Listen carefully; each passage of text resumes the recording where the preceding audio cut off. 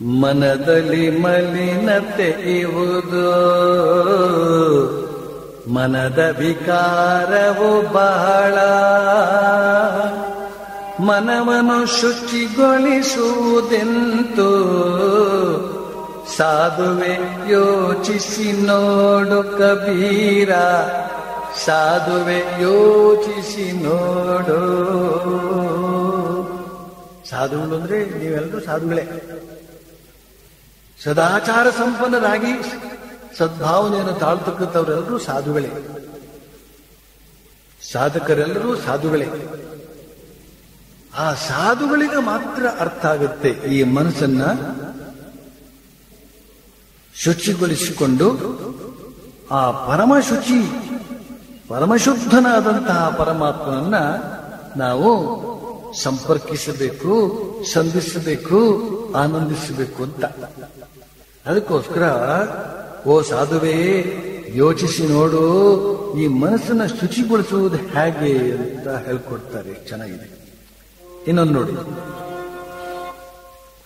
ಇನ್ನು ಸ್ವಲ್ಪ ಗಟ್ಟಿ ಇರ್ತೇನೆ ಅಲ್ಲ. ಕಾಲವೆನ್ನು ನೀ ಕರ್ಮವೆನ್ನು ಅದೃಷ್ಟವೇ ಎನ್ನೋ,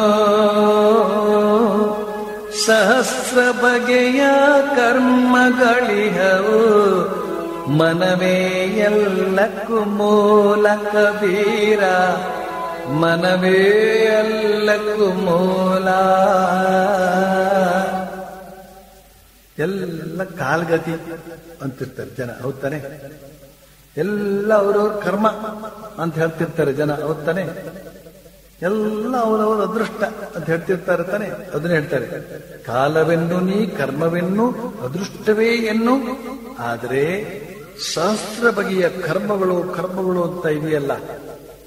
ಒಬ್ಬೊಬ್ಬ ಮನುಷ್ಯನೂ ಕೂಡ ಬಗೆ ಬಗೆಯ ಕರ್ಮಗಳನ್ನ ಮಾಡಿದ್ದಾನೆ. ಈ ಜನ್ಮದಲ್ಲೇ ಎಷ್ಟೆಷ್ಟು ಕರ್ಮಗಳನ್ನೆಲ್ಲ ಮಾಡಿದ್ದಾನೆ ಎಂಬುದನ್ನು ಅವನು ನೆನಪು ಮಾಡಿಕೊಂಡು ನೋಡ್ಕೊಳ್ಬೇಕು. ಅದನ್ನ ಈಶಾವಾಸ್ಯ ಉಪನಿಷತ್ತು ಹೇಳ್ತದೆ. ಉಪನಿಷತ್ತು ಅಂದ್ರೆ ಉಪನಿಷತ್ತು ಋಷಿಗಳು ಹೇಳ್ತಾರೆ, ಕ್ರತೋಸ್ಮರ ಕೃತಘ್ಸ್ಮರ ಕ್ರತೋಸ್ಮರ. ಓ ಮನಸ್ಸೇ, ಮಾಡಿದ್ದನ್ನು ನೆನಪಿಸಿಕೋ. ಸುಮ್ಮನೆ ನಮ್ಗೆ ಸುಖ ಬರಲಿಲ್ಲ, ನಾವು ಅದಕ್ಕೋಸ್ಕರ ಏನೇನೋ ಮಾಡಿದ್ದೇವೆ. ಸುಮ್ಮನೆ ನಮ್ಗೆ ಕಷ್ಟ ಬರಲಿಲ್ಲ, ಅದಕ್ಕೋಸ್ಕರ ನಾವೇನೇನೋ ಮಾಡಿದ್ದೇವೆ. ಅದನ್ನ ಹೇಳ್ತಾರೆ. ಶಾಸ್ತ್ರ ಬಗೆಯ ಕರ್ಮಗಳಿಹವು, ಅದನ್ನೆಲ್ಲ ನಾವು ಮಾಡಿದ್ದೇವೆ. ಜನ್ಮ ಜನ್ಮಾಂತರಗಳಿಂದ ಆ ಕರ್ಮಗಳನ್ನೆಲ್ಲ ಮಾಡ್ಕೊಂಡು ಬಂದಿದ್ದೇವೆ. ಆ ಕರ್ಮಕ್ಕೆ ಅನುಸಾರವಾಗಿ ನಮಗೀಗೇನು ಸಿಗಬೇಕು ಅದು ಸಿಗ್ತಾ ಇರುತ್ತೆ. ಆಮೇಲೆ ಹೊಸ ಹೊಸ ಕರ್ಮ ಮಾಡ್ತಾ ಇರ್ತೇವೆ, ಹೊಸ್ತು ಸಿಗ್ತಾ ಇರುತ್ತೆ. ಹುಟ್ಟೋದೇನೋ ಬಹಳ ಒಳ್ಳೇದು, ಹೌದಾನೆ? ಪುತ್ರೋತ್ಸವ ಅಲ್ವಾ? ಪುತ್ರೋತ್ಸವ ಒಳ್ಳೇದೆ. ಆದ್ರೆ ಅವನು ಕೊನೆಗೆ ಪುತ್ರೋತ್ಸವ ಬೆಳೆದು ದೊಡ್ಡವ ಶವ ಆಗ್ಬಿಡ್ತಾನಲ್ಲ, ಅದು ಕಷ್ಟ. ಹುಟ್ಟಿದವನು ಪ್ರತಿಯೊಬ್ಬನೂ ಹೋಗ್ಲೇಬೇಕು. ಜಾತಸ್ಯ ಮರಣಂ ಧ್ರುವಂ. ಈ ಕಷ್ಟಕ್ಕೆ ಏನ್ ಕಾರಣ? ನಮ್ಮ ಕರ್ಮ ಕಾರಣ. ಅಂದ್ರೆ ಏನು? ನಾವು ಹಲವಾರು ಬಗೆಯ ಕರ್ಮವನ್ನ ಈ ಮನಸ್ಸಿನಿಂದ ಮಾಡಿದ್ದೇವೆ. ಬುದ್ಧಿಪೂರ್ವಕವಾಗಿ ಮಾಡಿದಂತಹ ಕರ್ಮಗಳು ಮಾತ್ರವೇ ಫಲವನ್ನು ಕೊಡುವುದು. ಪ್ರಾಣಿಗಳು ಕರ್ಮ ಮಾಡ್ತಾ ಇವೆ, ಊಟ ಮಾಡುವುದು, ಆಹಾರ ನಿದ್ರಾ ಇತ್ಯಾದಿ ಮಾಡುತ್ತವೆ.